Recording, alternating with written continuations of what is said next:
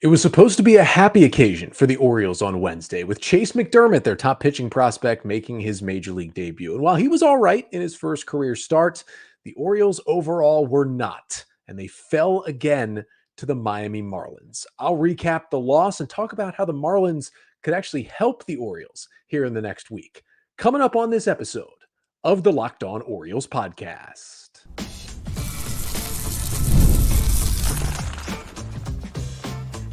You are Locked On Orioles, your daily Baltimore Orioles podcast. Part of the Locked On Podcast Network, your team every day. Hey there, Orioles fans. Today is Thursday, July 25th, 2024, and welcome back into the Locked On Orioles podcast, part of the Locked On Podcast Network, your team every day. As always, I'm your host, Connor Newcomb. And coming up on today's episode, we're going to recap another Orioles loss to the Marlins. It was another tough one on Wednesday nights. We'll talk about what went wrong, but also talk about the major league debut of Chayce McDermott. Then we'll chat about the roster moves that the Orioles did and did not make on Wednesday before finally taking a look at this pretty awesome Marlins bullpen, why almost everybody in there is tradable, and which guys the Orioles should be targeting from that pen at next week's trade deadline. But that's all coming up on this episode of the Locked On Orioles podcast, which is brought to you by Booking.com. Booking.yeah.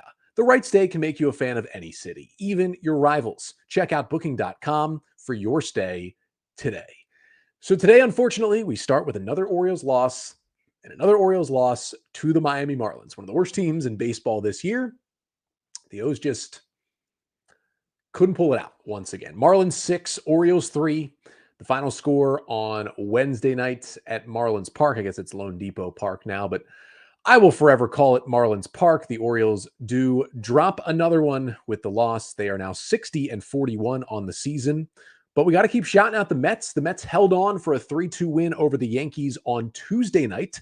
And as I am watching, as I'm recording, it's Mets 6, Yankees 2 in the 7th on Wednesday night. So if the Mets can hold on again, the Orioles will remain a game and a half up on the Yankees. And the Red Sox lost 20-7 on Wednesday with a funny moment in that game as well. So, hey, everybody's struggling right now, and the O's are staying in first place. But I'm going to get you the 5 things you need to know from the Orioles 6-3 loss to the Marlins on Wednesday. And the first thing you need to know is right-handed pitcher Chayce McDermott, the Orioles' top pitching prospect, made his major league debut on Wednesday. He was added to the Orioles taxi squad Tuesday. We knew the Orioles needed a starter at some point this week, and Brandon Hyde made it official after Tuesday night's game that McDermott would get the start. And while it wasn't perfect, and there's certainly things to be worked on, I would say for a major league debut, this went absolutely fine for Chayce McDermott. 4 innings, 3 runs on 5 hits. He struck out 3. He walked 2. He gave up a homer and threw 82 pitches. Marlins did square him up a little bit. Like, you can't deny that. They had 9 hard hit balls in 4 innings. But the first thing you could see is the stuff is there. And we knew that, and I talked about it on yesterday's episode. The stuff is there. 5-pitch mix, 4-seamer, slider, changeup, curveball, sweeper. He threw all of them at least 5 times. It was pretty heavy on the 4-seamer, but he had a 60% zone rate on that pitch. It's a pitch that sometimes he can struggle with the command of, but that wasn't really the case on Wednesday night, which was definitely a good sign. He was averaging 94, was up to 96 with that fastball. The slider got a couple of good swings and misses. He threw a couple of really good changeups, especially the one that struck out Jake Berger. That thing was disgusting that he threw, and he tossed in really all of his breaking balls. His curveball was kind of like a get me over pitch at times, which was cool to see. That was basically in the strike zone all night long when he threw it. So it was awesome that he had command of that one. And there were bad moments as well. I mean, he had base runners against him. It was really good to see him get a 1-2-3 inning to begin his career. That's always good. Now, it's not a great Marlins lineup that he's facing, but he got into a little trouble in the second and got out of it. And, he was through 3 scoreless innings. You're feeling pretty good. But then he got into trouble in the 4th because although Josh Bell is not having a great season, he's been a pretty good hitter over his long major league career. And the first thing that McDermott learned in that 4th inning is that, hey, you can't really throw cement mixer sliders in the strike zone to left-handers. They will hit them for home runs.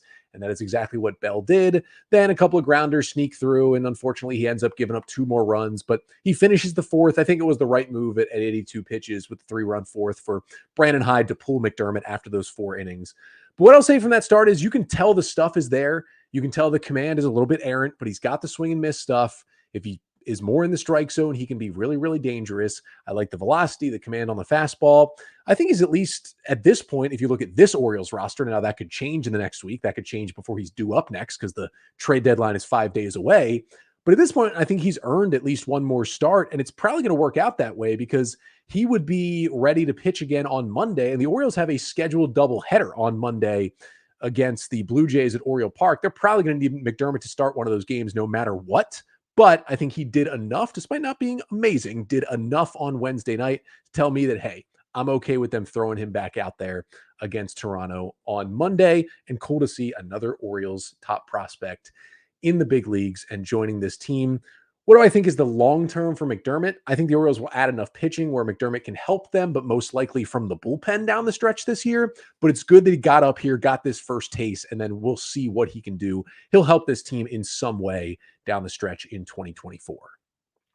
Second thing you need to know from this loss is that I thought Colton Cowser, with his bases clearing double in the 6th inning of this game, was going to turn the tides, not just for this ball game, but for the Orioles offense. They've been struggling. They were shut out in the first 5 innings by Edward Cabrera, who, despite his ERA, has the best stuff in that Marlins rotation, at least out of the guys who are fairly healthy. And then Cowser comes up, bases loaded, 2 outs, Orioles down 3-0, gets ahead 2 in the count. And he's facing Huascar Brazoban, who had just come out of the Marlins bullpen. Brazoban has a really good changeup, but he hangs one down the middle. And Cowser ropes it into right field, scores all 3 runners, and ties the game at 3. And that was not only huge for the Orioles because, hey, it was a big hit with runners in scoring position. It tied the game. It kind of opened the lid on this one, or so you would have thought a little bit. It continued what was a good game for Cowser, who went 2 for 2 with a single and a double and a walk. The Marlins did not get him out.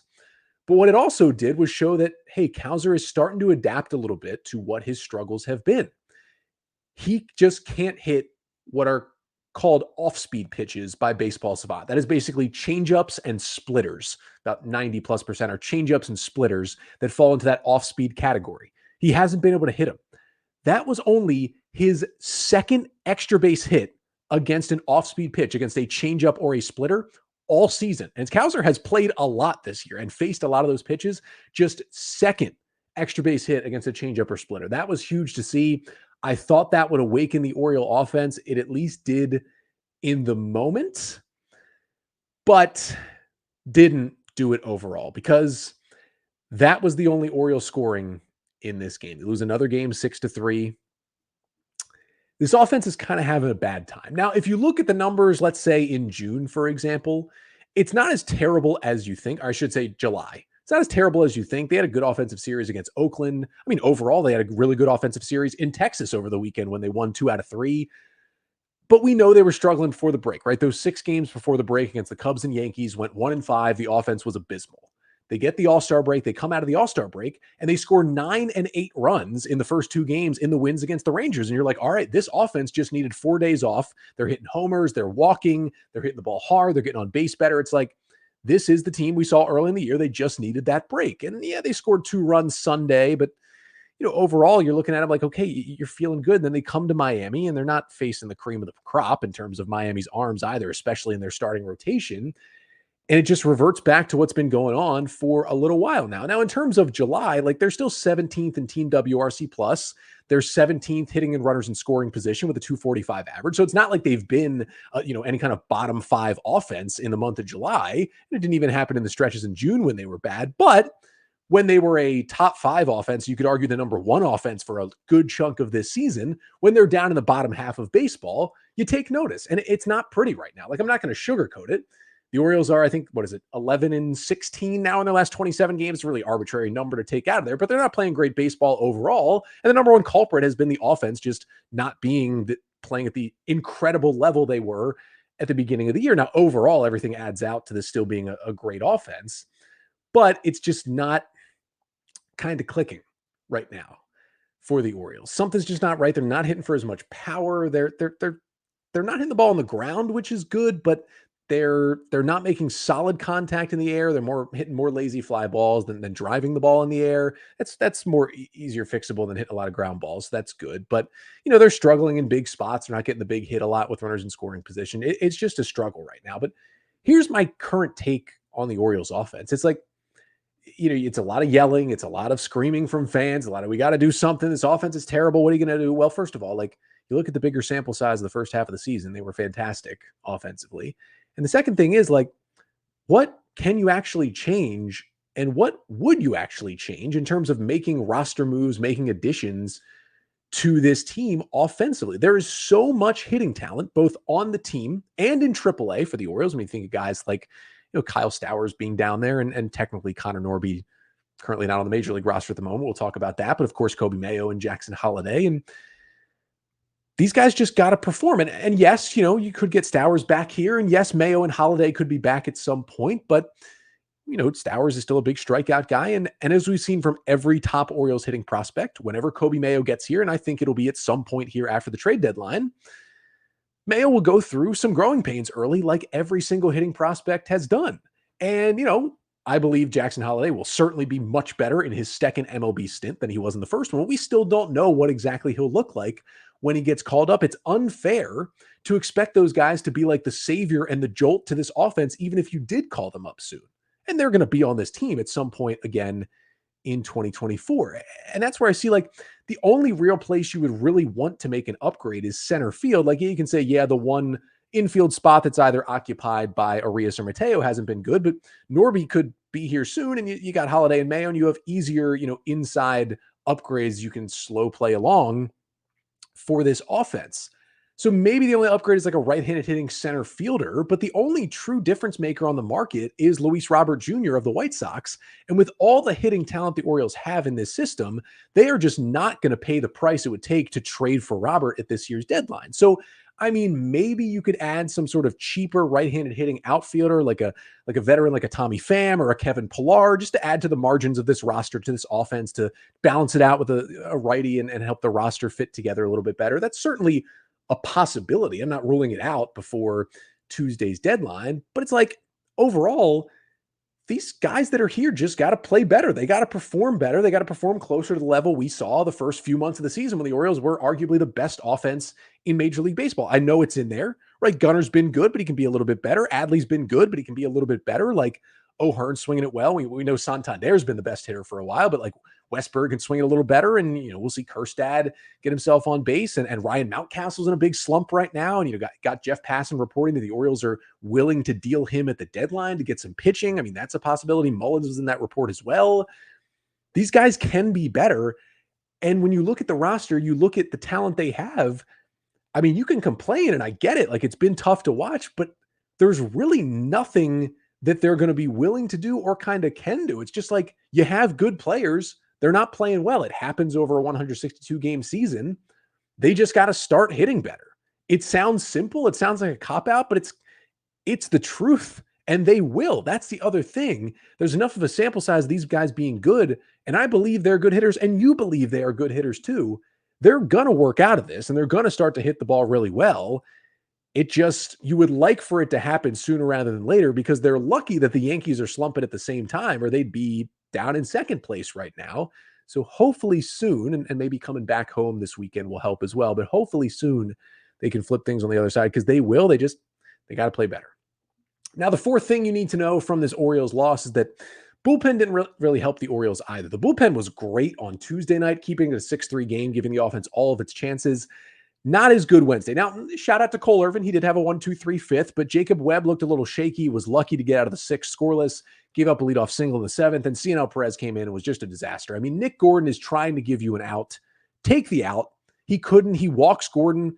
Just Gordon's 10th walk of the year. Dude can't hit lefties, and you walk him. And then, Jazz Chisholm came through. That was one of the weirdest hops I've ever seen on that ground ball that went over Arias' head for the 2-run double to give the Marlins the lead in the seventh. But if you're not going to take free outs, even teams like the Marlins are going to beat you when you have to face the top of the order in Jazz Chisholm. They are going to beat you, and they get another run in 6-3, and kind of that was that. I mean, at least before the Orioles add pieces at the deadline, like the way guys like Vinny Natoli and Birch Smith are pitching and what we saw them do on Tuesday night, like we could see Natoli and Smith get some high leverage chances for this Orioles bullpen in the next couple of days if guys like Perez aren't contributing, and the O's need a reliever or two, and they certainly need a left-handed reliever, because without Danny Coulombe, the combination of, Perez, Aiken, and Irvin. You just don't have a true, really locked down high leverage lefty like you did when you had Coulomb. And it's nice that Jacob Webb gets lefties out at a pretty high rate, but like they'll need a lefty. And the fifth and final thing you need to know from the Orioles 6-3 loss to the Marlins on Wednesday is that the Marlins have lefties, and the Marlins have good relievers, and their bullpen, again, was outstanding. Now, Brazoban did give up the 3-run double. None of the runs charged to him, but Andrew Nardi, fantastic in the 7th. Calvin Fauché, my guy, fantastic in the 8th. And Tanner Scott, despite a leadoff walk, good in the 9th to lock down saves on back-to-back nights. And we will get to that later, how the Orioles could look at that Marlins bullpen and maybe grab a couple of those players to help their own bullpen. But first, I do want to talk about the roster moves that the Orioles did and did not make before Wednesday's game, having to do with McDermott, but also having to do with waiting on the Mateo injury. Those updates are coming up next. But first, this episode of the Locked On Orioles podcast is brought to you by Supply House. You can get supplies from the site that's made for the skilled trades, supplyhouse.com. Supplyhouse.com is the reliable way to order plumbing, HVAC, and electrical products online. Their easy-to-use website is packed with helpful resources and the latest product info to help you get the job done right. Shop a complete inventory of over 200,000 parts from over 400 brands and get your order delivered right to your door with fast shipping from coast to coast. Need help with an order? You can get expert support and industry-leading service from the friendliest folks in the business and talk to a real person every time. Pros in the skilled trades can even get a competitive edge by joining SupplyHouse.com's free Trademaster program. Every Trademaster gets access to a dedicated phone line, free shipping, and discounts on every order. Join the thousands of trade pros already benefiting from their free membership at SupplyHouse.com/TM and order plumbing, HVAC, and electrical supplies from anywhere with just a few clicks at SupplyHouse.com. And today's episode of the Locked On Orioles podcast is also brought to you by Game Time. Game Time is an authorized ticket marketplace of Major League Baseball, which makes getting tickets faster and easier. Prices on the Game Time app actually go down the closer it gets to first pitch. With killer last-minute deals, all-in prices, views from your seat, and their lowest price guarantee, Game Time takes the guesswork out of buying tickets. And the app at Game Time, it makes it super easy to use. I've used it so many times. It's like second nature at this point. And they've got last-minute deals where you can save up to 60%. They've got flash deals where you've got exclusive in-app deals right before the game. You got zone deals depending on where your seats are. And you can't beat Game Time. Just take the guesswork out of buying MLB tickets with Game Time. Download the Game Time app, create an account, and use code LOCKEDONMLB for $20 off your first purchase. Terms apply. Again, create an account and redeem code LOCKEDONMLB. That is LOCKEDONMLB for $20 off. Download Game Time today. Last minute tickets, lowest price, guaranteed.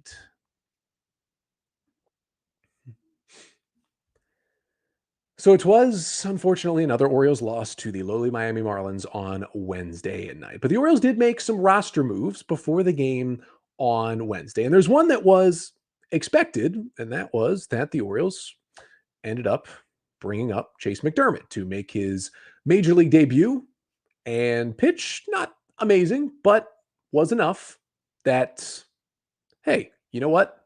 I would like to see him pitch again for the Orioles. Now, when he came up, the Orioles did have to, of course, make a roster move to make space for Chayce McDermott. And I gave you three options. Burch Smith, Keegan Aiken, Brian Baker were all guys who had options and could be sent down to AAA. And it ended up being Brian Baker who was sent to AAA. Now, Baker, since being called up back to the big league bullpen earlier this year, 16 2/3 innings, 4.32 ERA, 13 Ks, 5 walks, and 2 home runs allowed for the right-hander. He was okay. It was rough at times. He got some also really big high leverage outs at times for the Orioles as well. We know it was kind of a disaster last year and even early this year in AAA, he was not good. If the Orioles need another arm at some point, there's a solid chance Baker is back in this bullpen at some point this year as kind of a low leverage guy. But I would think the Orioles probably wanted the lefty Aiken over the righty Baker because they're hurting for lefties in the pen right now. And quite frankly, Burch Smith, the other option, is just pitching better than Brian Baker right now. And you'd rather keep Burch Smith in this bullpen. Baker had pitched 2 of the last 3 days anyway, so maybe wasn't even available on Wednesday.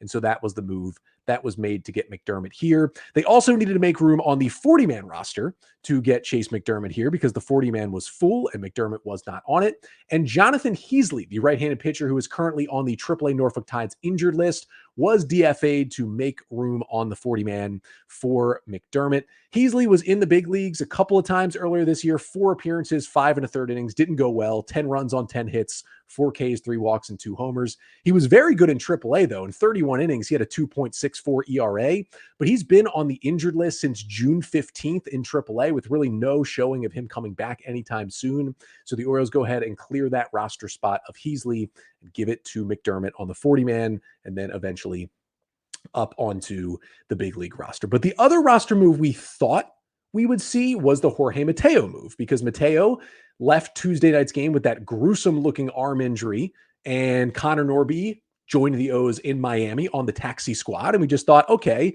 Mateo's probably going on the IL and Norby most likely is being activated to this team. But then the move didn't happen. And Brandon Hyde said to the media before Wednesday's game that they were still, luckily Mateo's x-rays were negative, but they were still waiting on full MRI results on Mateo before making a move. And it sounds like they didn't get those full results in enough time before the game to make that move. Also, it took a while for Norby to get all the way to Miami.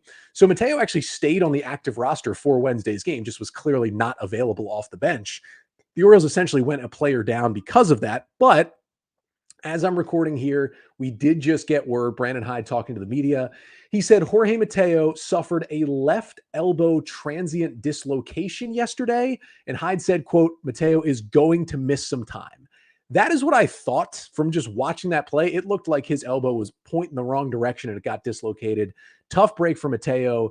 It sounds like it's going to be a long-term injury. Brandon Hyde did say as well after the game, he expects Connor Norby to get some regular playing time while Mateo is out. And so that will be the roster move that most likely is made here on Thursday morning. Connor Norby activated and Jorge Mateo placed on the 10-day IL.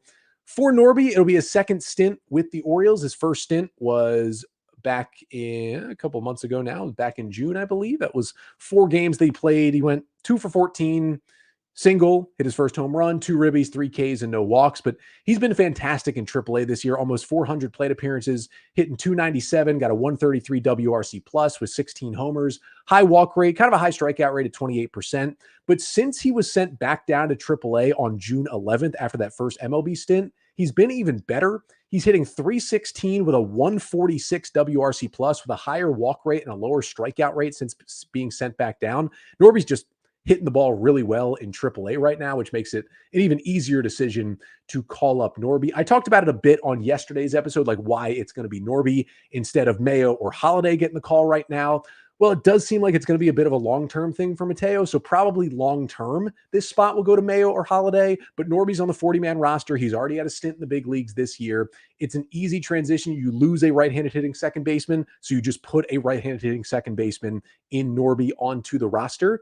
And now we just kind of see how much he has used. I would think he'll mostly just play second base. Norby can play the outfield a little bit, but the O's have enough outfielders. I would think he'll play second base. When he does, Westberg will play third. They'll also still give Ramon Arias some time. He's been swinging the bat pretty well lately. When they do that, it'd be Arias at third and Westberg at second. They're not going to platoon them, I don't think. Mostly because also the Orioles are facing a lot of right-handed pitchers coming up here. I think at first it'll be a fairly even split in playing time, and then the Orioles will see how Norby's performing, see how Arias is performing, see if they want to eventually cut bait with Arias. That could happen and bring up Holiday or Mayo. But either way, Norby's going to get some time to play second base against lefties and righties. When he does start, Arias will probably replace him defensively late in the game because Norby still does kind of struggle over there at second. But the other thing they're doing here with Norby too, like even though he's up here, that doesn't mean he's not going to get traded at the deadline for some pitching help. And maybe if he has like a good couple of days as he comes back to the bigs, that could up his trade value a little bit as well, as the Orioles could potentially move him for some pitching. But those were the moves from Wednesday, as the Orioles, unfortunately, that Jorge Mateo injury looked like a gruesome one, and it seems like he's going to miss some time for this team. But we do want to finish off the pod. And speaking of that trade deadline, the Orioles need to make some additions right here, and mostly on the pitching side, as we've talked about. But they need to look no further, at least for bullpen help, than the team they are playing right now. This Marlins bullpen has dominated the Orioles the last 2 nights, and it's not any kind of fluke. They've been incredible all year. Their starting pitching has been injured and bad. Their offense has been atrocious, but they have had a great bullpen. And they might be trading all these guys in the pen. So next up, we'll talk about, okay, who should the Orioles go and get out of this Marlins bullpen if they can? That's coming up next to finish off the pod. But first, this episode of the Locked On Orioles podcast is also brought to you by Booking.com. Booking.yeah. With summer travel heating up, especially travel for baseball games, it's time to explore those U.S. cities you always secretly wanted to learn more about. And yes, we're even talking about your rival cities with hotels, bed and breakfast, vacation rentals, resorts, and so much more on Booking.com. You might just find your perfect stay even in your baseball rival city. Now, the Orioles go to New York a couple more times this year, one to play the Mets and one to play the Yankees. Then New York is certainly a rival city for the Orioles, but you might want to go check out each of those series, one in August and one in September, and you can book everything you want to do there with Booking.com. They got hotels everywhere, so many choices across the U.S. for your summer travel this MLB season. And listen, I got to say, like, the Mets and the Yankees going in kind of different directions. I'm watching right now, Mets up 11-2, people filing out of Yankee Stadium. It's fun to watch. And the right stay can make you a fan of any U.S. city, even your rivals. Book today on Booking.com, on the site, or in the Booking.com app. And today's episode of the Locked On Orioles podcast is also brought to you by Prize Picks. Prize Picks is America's #1 daily fantasy sports app with over 5 million active users. How do you play it? Well, you download the app, and all you do is pick more or less on 2 to 6 player stat projections, and then you just watch the winnings roll in. You can now win up to 100 times your money on Prize Picks with as little as 4 correct picks. You just watch Team USA rack up the gold medals this summer. You make a lineup across basketball, soccer, tennis, golf, and more, and it takes just 60 seconds.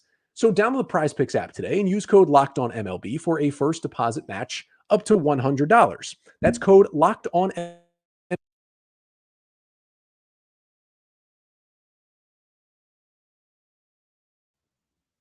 Again, that is code LOCKEDONMLB on Prize Picks for a deposit match up to $100. Pick more, pick less.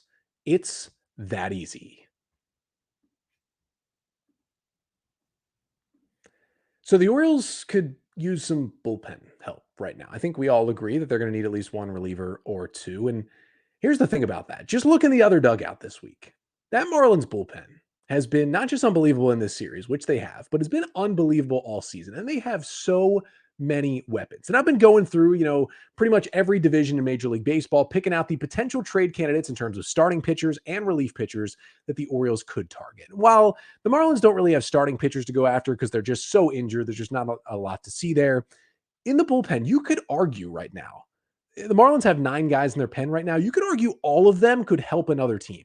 Now, I picked out the top 6 that the Orioles should be looking at the trade deadline. We start with Tanner Scott, the former Oriole, the lefty, was traded to the Marlins before the 2022 season. He is the only rental in this bullpen, is probably at this point, maybe the most sought after rental reliever in Major League Baseball. Now, these stats I'm going to read out do not include Wednesday night's game, but Tanner Scott picked up his 18th save on Wednesday, 44 innings, a 1.24 ERA. Now, it's a 3.23 FIP. He's been getting a little bit lucky. And again, he's got some somewhat high walk rates. Like his walk rate is pushing 14+% on the year. It's a good strikeout rate as well, don't get me wrong, but it's not the most amazing walk rates you'll see. Now, the thing about Tanner Scott is his strikeout rates are going up every month and his walk rates are going down every month. He had a disaster April and he's been really good since then. Now, his strikeout rate is the lowest he's had since he joined the Marlins, and his walk rate is near Orioles level. But Tanner Scott with an 82.5 mile per hour average exit velocity against him, that is the lowest in Major League Baseball. 29% hard hit rate, 9th lowest in baseball. 0.92 batting average against his fastball. That is ridiculous. He's throwing it up there at 97, 98. If he can throw enough strikes, I want Tanner Scott. But I've also seen enough Tanner Scott pitch for the Orioles to know that he scares you. And we even saw it Wednesday night, like the 4-pitch walk to Hayes to start the game, or to start the 9th, I should say. He scares me. I am kind of I'm in limbo with wanting Tanner Scott or not right now. The walks would kill me. The stuff is really good. We shall see, but he's going to be an impact reliever for somebody. There's a lefty, though, who might help even more. And that lefty is A.J. Puck. The Orioles saw him throw 2 disgusting scoreless innings on Tuesday night. The left-hander is a free agent after 2026. The Marlins tried him as a starter earlier this year.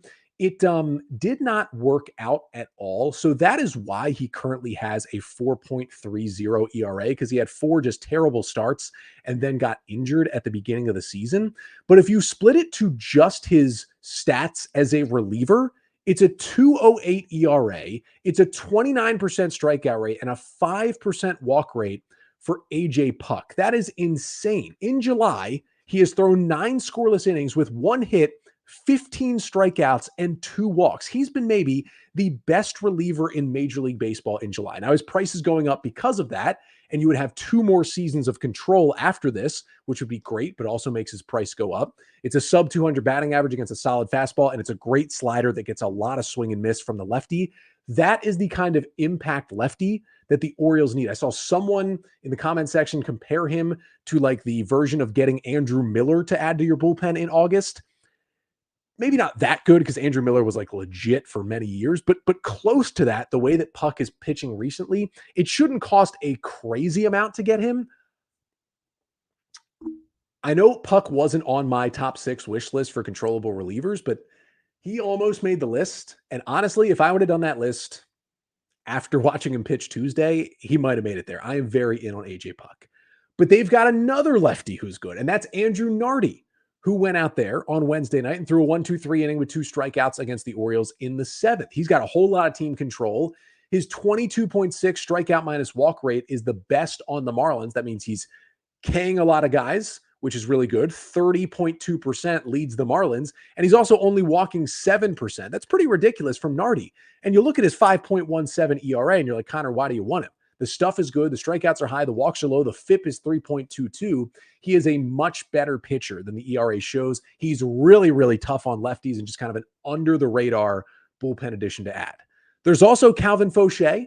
He threw a great scoreless 8th inning on Wednesday night. I talked about him, though, on Tuesday's episode.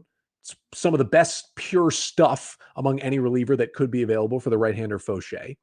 Then there is Declan Cronin, kind of an interesting right-hander, not a free agent until after 2029.